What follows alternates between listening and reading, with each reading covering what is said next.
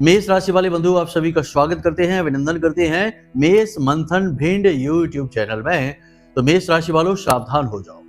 अप्रैल महीने के अंतिम समय में आपको रखनी है ये 3 बड़ी सावधानियां। इसी के साथ साथ आपका एक बहुत बड़ा शत्रु आपके पीछे लग चुका है, अति सक्रिय हो चुका है और आपके खिलाफ उसने एक बड़ी साजिश, एक बड़ा षड्यंत्र भी रच लिया है। कौन है वह शत्रु, उसका नाम बताएंगे। इसी के साथ साथ आपको हम बताएंगे ये 3 बड़ी सावधानियां जो आपको अप्रैल महीने के इस अंत में रखनी है। इन 3 सावधानियों को यदि आपने नहीं रखा तो आप निश्चित तौर पर एक बहुत बड़ा घाटा, बहुत बड़ी मुसीबत या बहुत बड़ा हादसा अपने जीवन में लिखवा लेंगे और उसके बाद आप उसकी कीमत जीवन भर चुकाते रहेंगे।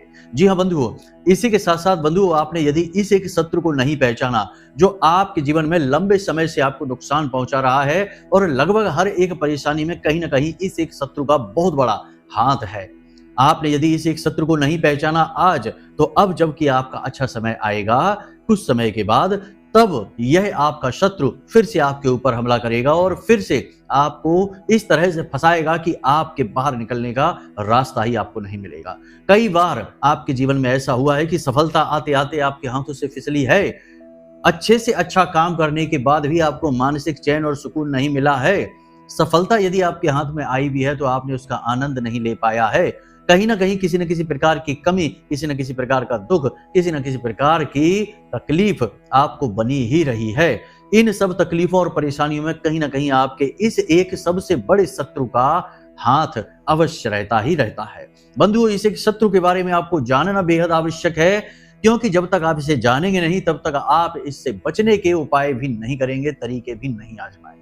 और एक छुपा हुआ शत्रु बहुत ही घातक होता है, क्योंकि पता ही नहीं चलता कि वह कहां से और कब हमला करेगा। जा तक तो केवल और केवल इस एक शत्रु की दया पर ही निर्भर रह जाता है और अनजाने में ना जाने कितनी दुख और तकलीफें अपनी ओर आकर्षित करता है इस एक शत्रु की वजह से। जी हाँ बंधुओं, तो आपको हम बताएंगे अप्रैल के अंत में रखने वाली 3 सबसे बड़ी सावधानियां जो आपकी राशि, आपकी कुंडली के ग्रह दशाओं के और योगों के आधार पर हैं।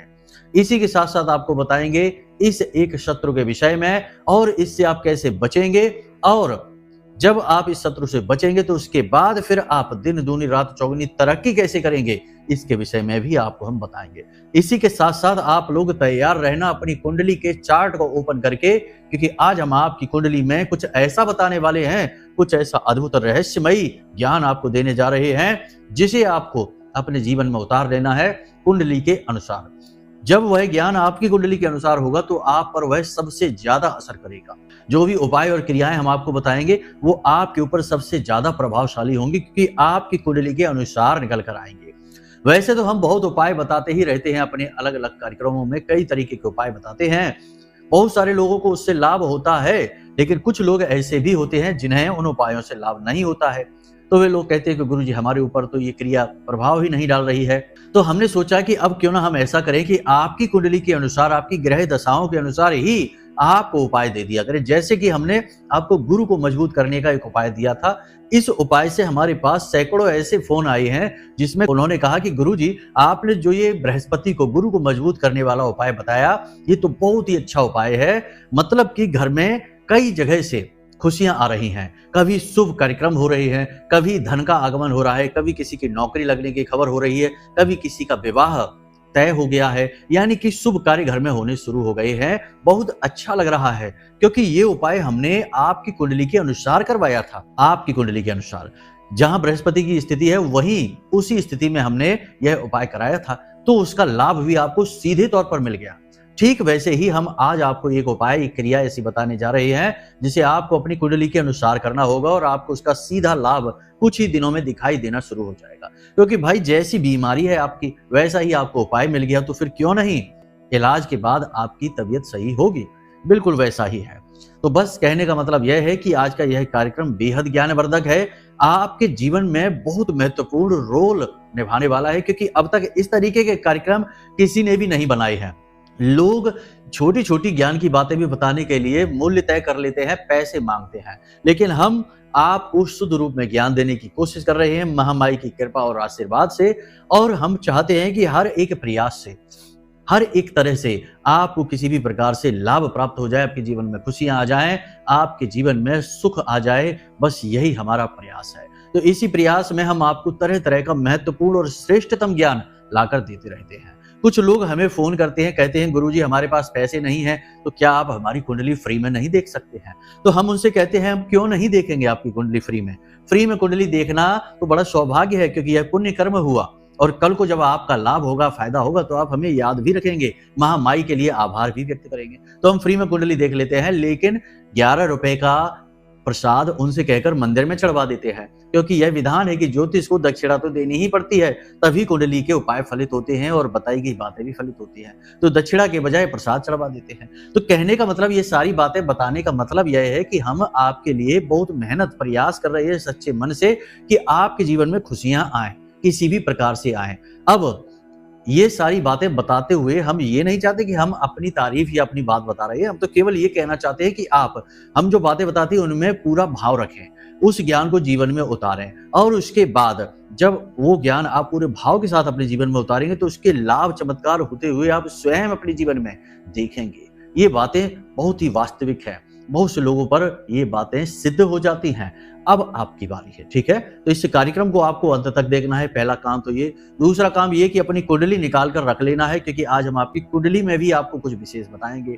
और तीसरा यह है कि हम आपको बताएंगे एक ऐसा महाशक्तिशाली उपाय जिससे आपके जीवन में जो परेशानी है, यानी आपका जो शत्रु है, वह शत्रु शांत हो जाएगा और आपके जीवन में बाधाएं हट जाएंगी। इसी शत्रु की वजह से बाधाएं आ रही हैं, ठीक है?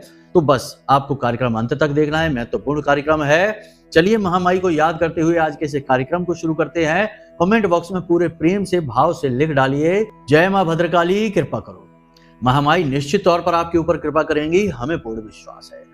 यदि भाव मन में गहरा है तो लिख डालना कि मैं भी माई के परिवार का हिस्सा हूं।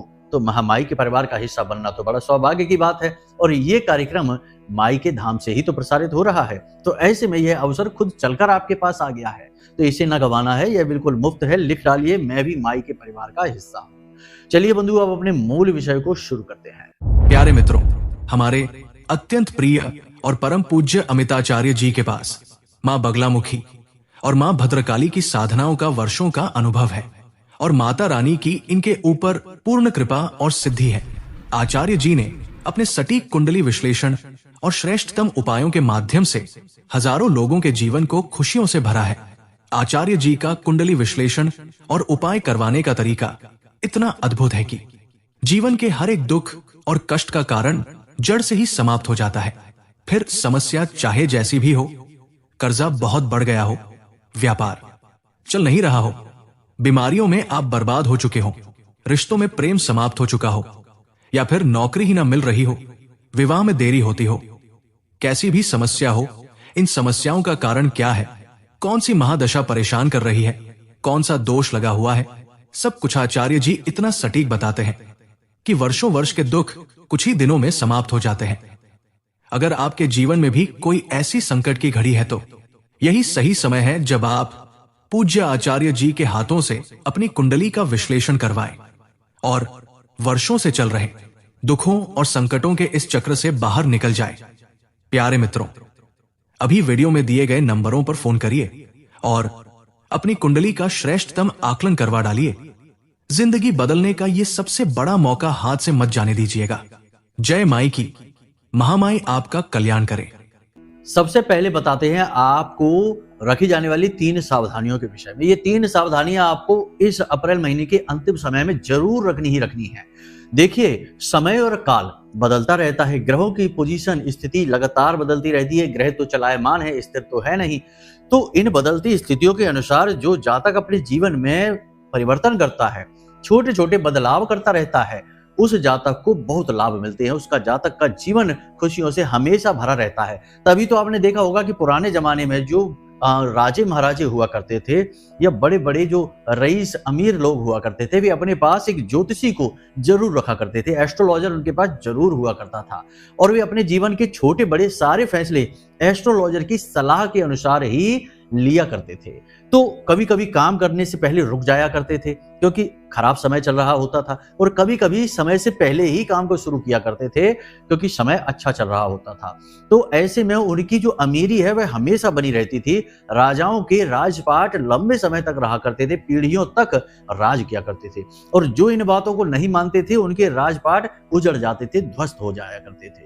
तो ये सारी बातें हम आपको इसलिए बता रहे हैं क्योंकि ग्रहों की बदलती चाल और समय को पहचानना बहुत आवश्यक है, और फिर उसके अनुसार जीवन को चलाना बेहद अनिवार्य है। ज्योतिष की यही तो खूबसूरती है। तो चलिए ध्यान से समझिए, हम आपको बताने जा रहे हैं 3 बड़ी सावधानियों के बारे में। सबसे पहली सावधानी कि अब अप्रैल के अंतिम दिन जो बचे हुए हैं, इन दिनों में आप किसी भी नए काम धंधे, व्यापार, वाहन या प्रॉपर्टी आदि खरीद का कार्य नहीं करेंगे। जी हाँ, बिल्कुल नहीं करेंगे। देखिए, किसी भी महीने का जो अंतिम समय होता है उसमें भी जब कुंडली में नकारात्मक ग्रह दोष बने होते हैं तो आपको बहुत सावधान हो जाना चाहिए। ऐसे में स्थितियां ऐसी बनती हैं कि अगर आप कोई काम कर लेते हैं तो उसके परिणाम जहां तक है नकारात्मक ही आएंगे। तो आपको क्या करना है कि सावधान रहना है। कोई भी नया ऑफर, नया काम, नई चीज की शुरुआत आपको इस अप्रैल महीने के अंतिम दिनों में नहीं करनी है। ये एक विशेष बात है, इसे अपने दिमाग में बैठा लीजिए। कोई भी इलेक्ट्रॉनिक सामान है, मोबाइल फोन है, टीवी है, या जो भी इलेक्ट्रॉनिक सामान है, अब इस महीने में अभी नहीं खरीदना है। कार है या घड़ी है या घर है, प्रॉपर्टी है, खेत है, मकान है, कुछ भी है, कोई भी चीज को आपको अभी नहीं खरीदना। देखिए, मंगल भी नीच के चल रहे हैं। इलेक्ट्रॉनिक सामान जो है वह राहु का है, वह भी शनि के साथ है, और शनि से जुड़ी चीजें हैं जैसे मशीनरी का सामान है, वाहन आदि है, ये शनि से जुड़ी।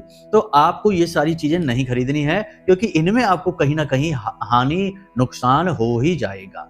तो यहाँ से आपको सावधान रहना है। दूसरी सावधानी आपको क्या करनी है, अपनी सेहत का विशेष ख्याल रखना है। खतरा मंडरा रहा है आपकी सेहत में। अप्रैल महीने के अंत में जो भी इंसान अपनी सेहत का ख्याल नहीं रखेगा, आपकी राशि के जातकों की बात कर रहे हैं, और यदि उनके शरीर में पहले से ही कोई रोग है, कोई समस्या है, तो वह बहुत तेजी से बढ़ने वाली है, विकराल रूप लेने वाली है, आपको हॉस्पिटल तक पहुंचा देगी। जी हाँ बंधु, बहुत सारे लोगों को जैसे ब्लड प्रेशर की समस्या है, शुगर की समस्या है, या जैसे छोटी मोटी कोई बीमारी बनी रहती है शरीर में, टाइफाइड वगैरह, हल्का बुखार वगैरह है, तो वह अब तेजी से बढ़ने वाली है, और आपको दवा लेनी पड़ेगी, डॉक्टर की सलाह लेनी पड़ेगी, और आपकी ऊर्जा, समय और पैसा खराब होगा। सेहत का विशेष ख्याल आपको रखना है। हाँ, अप्रैल के अंत में आपको यात्राओं पर भी जाना पड़ सकता है। ये यात्रा आपको फलित नहीं होगी, आपको नुकसान पहुंचाएगी। बशर्ते धार्मिक यात्रा होगी तब तो ठीक है, लेकिन किसी भी अन्य प्रकार की यात्रा पर आप जाएंगे, आपको स्वास्थ्य को लेकर नुकसान होगा, परेशानी होगी। धार्मिक यात्रा में भी स्वास्थ्य तो आपको खराब होगा ही होगा, लेकिन आपका पुण्य कर्म बढ़ेगा, तो वो एक तरफ से आपको लाभ ही दे रहा है। तो यहाँ पर आपको स्वास्थ्य को लेकर बहुत सावधान रहना है, फिजूल की यात्राएं नहीं करनी है, खान पान पर विशेष ध्यान देना है, योग, प्राणायाम और सुबह की सैर पर विशेष ध्यान देना है, सूर्योदय से पहले जागना है, यह बेहद आवश्यक है। एक और खास बात हम आपको बता दें कि चूंकि यह जो समय है यह नकारात्मक है, राहु का समय चल रहा है शनि के साथ में, तो 2-3 चीजें आपको हैं जो बहुत ध्यान रखनी चाहिए।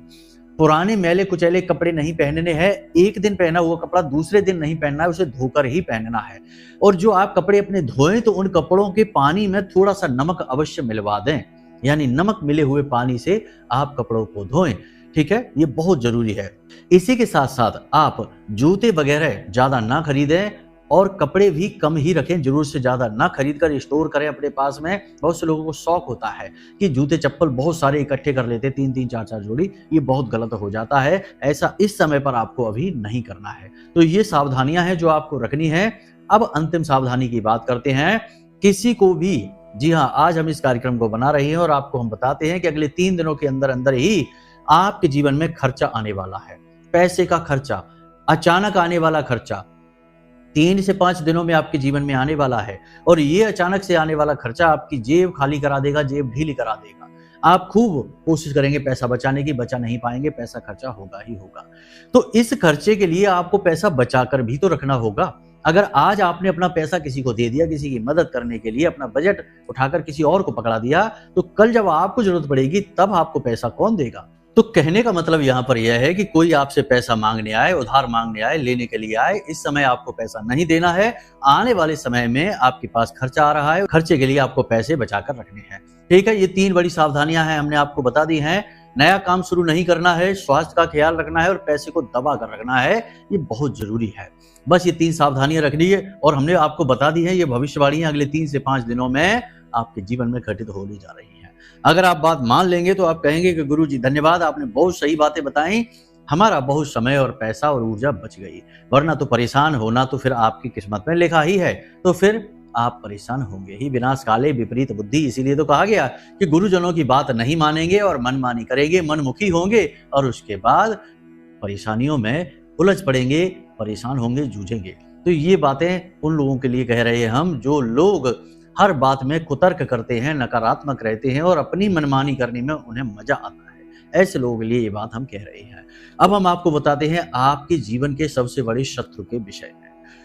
आपके जीवन का सबसे बड़ा शत्रु कौन हो सकता है? खुद विचार करके देखिए। आपको हमने कई बार अपने पिछले कार्यक्रमों में बताया कि आपके आसपास है, आपके अपनों में है, उसका हमने नाम का अक्षर भी बताया, बहुत कुछ हमने बताया। लेकिन आज जिस शत्रु के बारे में हम आपको बताने जा रहे हैं, वह शत्रु आपकी कुंडली में बैठा हुआ है, जन्म कुंडली में आपके बैठा है और जन्म कुंडली में बैठकर आपकी कुंडली को दूषित कर रहा है, आपको परेशान कर रहा है। अब आप देखिए, आज हम जिस शत्रु की बात कर रहे हैं उसका नाम है राहु। और राहु जिसको मारे उसे फिर कोई न तारे, और जिसको राहु तारे उसे फिर कोई न मारे। ज्योतिष में राहु का बहुत महत्वपूर्ण किरदार है। राहु एक ऐसा ग्रह है जो बहुत ज्यादा एनर्जी लेकर चलता है, एकदम विस्फोटक एनर्जी है। रातों रात राजा को रंग और रंग को राजा बना देने वाली एनर्जी है राहु के पास में। तो अब राहु को समझना पड़ेगा आपकी कुंडली के अनुसार।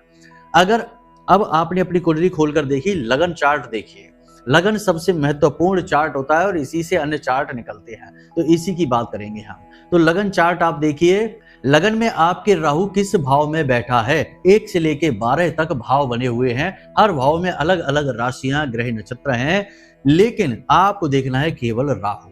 अब बहुत सारे ऐसे जातक होंगे जिनकी कुंडली में राहु शनि के साथ बैठा है, तो अब यह विष दोष बना रहा है। देखिए, राहु जब किसी भी ग्रह के साथ बैठता है तो उस ग्रह को, यानी शुभ ग्रह के साथ बैठेगा तो उस ग्रह को दूषित कर देगा, और यदि नकारात्मक पापी ग्रह के साथ बैठेगा तो उसके प्रभाव को कई गुना बढ़ा देगा।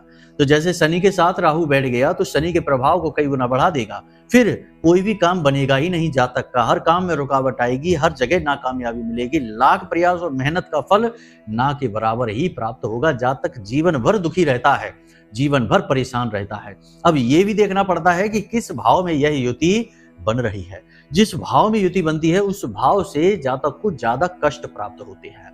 यदि भाग्य स्थान नवम भाव में बन जाती है तो जातक का भाग्य दूषित हो जाता है, कर्म स्थान में बन जाती है तो कर्म दूषित, यानी कि मेहनत का, प्रयास का फल नहीं मिलता है। भाग्य स्थान में बन गई तो भाग्य ही नहीं कभी जागेगा, खुलेगा ही नहीं। उपाय करने से कुछ हो भी सकता है लेकिन सामान्य स्थिति में नहीं। तो राहु की पहले हम बात करेंगे आपकी कुंडली में किस भाव में है। मानकर चलते हैं कि राहु आपकी कुंडली में 6ठे भाव में, अष्टम भाव में या द्वादश यानी कि 12वें भाव में है। 6, 8 और 12वें भाव के राहु अच्छे माने जाते हैं, खराब नहीं माने जाते। कारण इसका यह है कि ये नकारात्मक भाव होते हैं, शत्रु भाव होते हैं, और राहु की आदत है कि वो जिस भी भाव में बैठता है उस भाव के फलों को कम कर देता है, प्रभाव को कम कर देता है। तो ये 3 जो भाव हैं, जैसे कि 6ठा शत्रु का, कर्जे का भाव है, विवादों का भाव, बीमारी का भाव है, तो आपके जीवन में इन प्रभावों को कम कर देगा। तो यहाँ अच्छा हुआ राहु, अष्टम में भी यही होता है और द्वादश में भी यही होता है, ये नकारात्मक। लेकिन इनके अलावा यदि राहु अच्छे भावों में बैठ जाता है तो उसके भी प्रभाव को कम कर देता है, तो ये नकारात्मक हुआ। तो आपको देखना है कि राहु किस भाव में बैठा है, फिर उस भाव से जुड़ा थोड़ा सा ज्ञान आपको लेना है। हम आपको सारी भाव के बारे में यदि बताएंगे तो बात बहुत बड़ी हो जाएगी, वीडियो बहुत लंबा हो जाएगा, तो आप सर्च कर लेना थोड़ा बहुत किस भाव का क्या प्रभाव है। उस भाव में राहु बैठकर आपको दूषित कर रहा है भाव को और प्रभाव कम कर रहा है। परिवार भाव दूसरे भाव में बैठा है तो परिवार और धन की स्थिति खराब रखेगा, परिवार में क्लेश रखेगा। यदि सप्तम में बैठ गया तो वैवाहिक जीवन में क्लेश रखेगा। यदि दशम में बैठ गया तो आपकी मेहनत का आपको फल नहीं मिलेगा, आपकी आमदनी रोजगार को प्रभावित करेगा। उतार चढ़ाव बने रहेंगे, कभी दुकान अच्छी चलेगी, कभी एकदम खराब चलेगी, कभी खूब पैसा आएगा, कभी बिल्कुल पैसा नहीं आएगा, ऐसी स्थिति रहेगी। तो ये सारी चीजें आपके जीवन में बनी रहेंगी। ठीक है, फिलहाल हम बात कर रहे हैं 2 स्थितियों की, 2 या 3 स्थितियों की बात कर लेते हैं। यदि राहु आपकी कुंडली में शनि के साथ बैठा है तो यह आपके कुंडली में नकारात्मक स्थिति मानी जाएगी। जिस भी भाव में बैठेगा उस भाव से जुड़े हुए कष्ट जातक को लगातार प्राप्त होते ही रहेंगे। अंत में हम इसके उपाय के बारे में भी बताएंगे। इसी प्रकार राहु यदि चंद्रमा के साथ बैठ जाता है तो जातक की विचारधारा दूषित हो जाती है। जातक के मन में नकारात्मक विचार आते रहते हैं और उसे ऐसा लगता है जैसे कि कोई नकारात्मक शक्ति जानबूझकर उसको परेशान कर रही है। रात में सो नहीं पाता है, हमेशा बेचैनी रहती है, घबराहट बनी रहती है और अनजाना डर भय हमेशा सताता रहता है और ऐसे जातकों को तंत्र क्रिया होने का हमेशा डर लगा रहता है।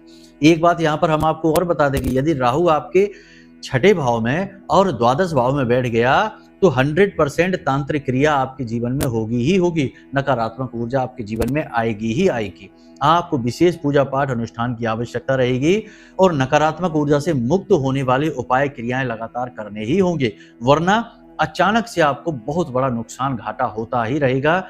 चलती हुई जीवन की गाड़ी अचानक से रुकेगी और पटरी से उतरेगी, यानी कि अचानक से आपको धोखा, घाटा, परेशानी, नुकसान ये होंगे। ठीक है। इसी प्रकार यदि राहु बैठ जाता है गुरु के साथ तो यह बच्चों के मन को खराब कर देता है, पारिवारिक संकट लेकर आता है, दाम्पत्य सुख समाप्त कर देता है और कभी कभी तो बे औलाद ही बना देता है। औलाद के सुखों को समाप्त कर देता है, पारिवारिक सुख को समाप्त कर देता है, घर में धन लक्ष्मी को आने नहीं देता है। इसी प्रकार राहु यदि मंगल के साथ बैठ जाता है तो यह दाम्पत्य सुख को सीधे तौर पर प्रभावित करता है और जातक को किसी कीमत पर भी दाम्पत्य सुख लेने नहीं देता है और धनहीन बनाकर रखता है। ठीक है। तो यहाँ पर अलग अलग हमने बता दिए। आप अपनी कुंडली देखिए और समझने की कोशिश करिए, प्रयास करिए कि राहु आपके कुंडली में किस ग्रह के साथ बैठा हुआ है। जिस भी ग्रह के साथ बैठा है उस ग्रह के प्रभाव को वह दूषित कर रहा है। ठीक है। यहां तक आपने समझ लिया। अब अलग अलग लोगों की कुंडली में अलग अलग भाव, अलग अलग स्थिति में राहु बैठे हैं। तो अब यहाँ पर दो बातें हम करेंगे राहु के उपाय के तौर पर। यदि राहु किसी ग्रह के साथ युति में बैठा है तो उसका उपाय थोड़ा अलग होगा और यदि राहु अकेला बैठा है तो उसका उपाय थोड़ा अलग होगा। कैसे करना है यह उपाय ध्यान से समझिए। मान लेते हैं कि राहु चंद्रमा के साथ बैठ गया है। ठीक है। तो चंद्रमा के साथ बैठे राहु का उपाय चंद्रमा के साथ ही किया जाएगा। तो आपको इसके लिए क्या करना है ध्यान से समझिए कि सोमवार के दिन आपको अपनी बाईं हथेली पर थोड़ा सा यानी कि लगभग 7 बूंदें गोमूत्र लेना है। थोड़े से एक चुटकी काले तिल लेने हैं और इन गोमूत्र और तिल को अपनी मध्यमा उंगली से, ठीक है, मध्यमा उंगली से मिलाना है। इस तरह से मिलाना है और मन ही मन आपको मंत्र बोलना है। राहु का बीज मंत्र है ओम रांग राहवे नमः। ओम रांग राहवे नमः। और इसी के साथ साथ ये ओम रांग राहवे नमः यह मंत्र आपको 7 बार बोलना है। इसी के साथ साथ इसे मिक्स करते करते आपको चंद्रमा का मंत्र बोलना है, ये भी 7 बार बोलना है। ओम सोम सोमाय नमः। ओम सोम सोमाय नमः। इस तरीके से आपको 7 बार ये बोलना है और फिर ये तिल, गोमूत्र मिले हुए तिल आपको पीपल के वृक्ष के नीचे डाल देना है। इस उपाय को आपको सोमवार को सोमवार करना है। आप देखेंगे कि बहुत ही अधिक लाभ आपको मिलेगा। राहु की वजह से आपको मानसिक शांति मिलेगी। इस उपाय को आप चाहें तो सोमवार से लेकर अगले सोमवार तक 7 दिन तक लगातार भी कर सकते हैं यदि आपके पास समय है तो इसका लाभ बहुत ही जल्दी मिलता है। तुरंत आपको मानसिक शांति और धन का लाभ होना शुरू हो जाता है, वरना आप इसे सोमवार के सोमवार तो अवश्य किया ही करें। इसी प्रकार यदि राहु आपके गुरु के साथ बैठ जाते हैं या फिर मंगल के साथ बैठ जाते हैं तो उपाय की प्रक्रिया बिल्कुल यही रहेगी कि आपको काले तिल गोमूत्र के साथ मिलाने हैं और ओम रांग राहवे नमः 7 बार बोलना है। उसके बाद यदि गुरु में बैठे हैं तो ओम ग्राम ग्रीम ग्रौम सह गुरुवे नमः 7 बार इस मंत्र को बोलना है और उंगली से इसे मिलाते रहना है। और इसी प्रकार मंगल के साथ यदि बैठे हैं तो ओम अंग अंगारकाय नमः इस प्रकार आपको बोलना है। तो ये ग्रहों के बीज मंत्र होते हैं। तो उस ग्रह के साथ जिसके साथ राहु बैठा है उस ग्रह का मंत्र 7 बार और 7 बार राहु का मंत्र बोलकर ये बीज आपको, ये जो तिल है, आपको ले जाकर पीपल के वृक्ष के नीचे जड़ में डाल देना है। बस इस उपाय को करना है। और जिस भी ग्रह के साथ बैठे हैं, जैसे कि मंगल के साथ राहु बैठे हैं तो मंगलवार से ये उपाय शुरू करना है और अगले मंगलवार तक चलेगा। ठीक है। गुरु के साथ बैठे हैं तो गुरुवार से शुरू करना है, बुध के साथ बैठे हैं तो बुधवार से शुरू करना है। दिन के हिसाब से आप इसे देख लेना। ये उपाय आप करिए, 7 दिन के अंदर अंदर रिजल्ट आपको मिलेंगे 100% गारंटी से। आपको जिस भी फील्ड में रुकावटें परेशानियां आ रही हैं राहु की वजह से, वे समाप्त हो जाएंगी। जी हाँ, तो बस हमने आपको बता दिया कि यही है आपका सबसे बड़ा शत्रु। देखिए, बाहर से आने वाले शत्रु तो कभी आपका कुछ बिगाड़ ही नहीं पाएंगे, क्योंकि आप सक्षम हैं, बुद्धिमान हैं, ज्ञानवान हैं। लेकिन ये छुपे हुए शत्रु आपको हमेशा पीड़ित करेंगे, क्योंकि आप इनसे अनभिज्ञ हैं, अनजान हैं। तो बस इस उपाय को करिए, इस शत्रु से आपको छुटकारा मिल जाएगा। और लगातार आदत में ऐसे गुण अपने जीवन में लेकर आइए जो राहु के नकारात्मक गुणों से मिलते ना हो, यानी कि मिलते ना हो, उनसे दूर हो। जैसे कि शराब पीना है, वेश्यावृत्ति, सट्टेबाजी, नकारात्मक कार्य करना, मांसाहार, ये राक्षसी गुण हैं। राहु एक राक्षस ग्रह है। अगर इन गुणों को आप लेकर आएंगे अपने जीवन में तो राहु नेगेटिवली एक्टिव होगा, आपको दुष्परिणाम देगा। लेकिन इसकी जगह पर यदि आप पूजा पाठ, धर्म कर्म, दान का कार्य, मंत्रों का उच्चारण करते हैं, हनुमान चालीसा वगैरह पढ़ते हैं, चालीसा पढ़ते हैं, स्तुति करते हैं, मंदिर जाते हैं, तो राहु आपका एक्टिव होगा, लेकिन पॉजिटिवली एक्टिव होगा और आपको इस क्षेत्र में बहुत आगे बढ़ाएगा, धर्म कर्म के क्षेत्र में, और जीवन में सुख शांति पैसा लेकर आएगा। याद रखना, राहु सहचर्य से फल देने वाला ग्रह है। राहु का अपना कोई प्रभाव नहीं है, वह तो एक बूस्टर है जो एनर्जी को कई गुना बढ़ा कर देता है। तो जिस प्रकार की एनर्जी आप जीवन में लेकर आएंगे, राहु उसी प्रकार के फल देना शुरू कर देगा। तो उम्मीद है कि सारी बातें आपको यहाँ तक समझ में आ गई हैं। अब आप इन बातों को अपने जीवन में उतारिए और अपने समय और जीवन को सुंदर बनाइए खुद अपने हाथों से, क्योंकि करना तो सब आपको ही है, बताना काम गुरु का है। गुरु का मतलब होता है जो अंधकार से प्रकाश की ओर ले जाए, मार्गदर्शन करे। लेकिन मार्गदर्शन के बाद फिर मार्ग पर चलना तो आपका ही कार्य है, तो आपको चलना होगा। इसीलिए आपसे हम बार बार ये कहते हैं कि आपको सारी चीजें समझकर जीवन में उतारनी भी पड़ेंगी, तभी आपको जीवन में कुछ परिणाम दिखेंगे। खाली सुन लेने से काम नहीं होता है। तो चलिए बंधु, आज के इस कार्यक्रम को यहीं विराम देते हैं। यदि मन में कोई प्रश्न उठे, कुछ पूछना है, तो आप हमने जो नंबर दे दिए हैं वीडियो में, इन नंबरों पर फोन करिए, सारी जानकारी ले लीजिए। यदि कुंडली विश्लेषण कराना है तब भी इन्हीं नंबरों पर फोन करिए।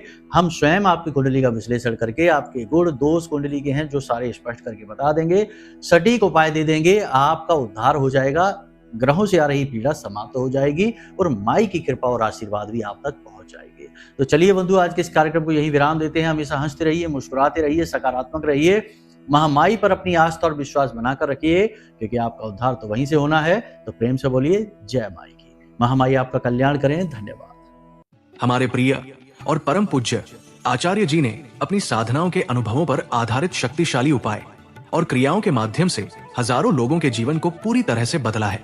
आचार्य जी के द्वारा बताया गया हर एक उपाय इतना सटीक और कारगर होता है कि जो भी इसे पूरे भाव के साथ कर लेता है, उसे साक्षात महामाई की कृपा और आशीर्वाद प्राप्त हो जाती है। इसलिए निसंकोच इन उपायों को पूरे भाव के साथ करिए, आपका कल्याण होगा। जय माई की।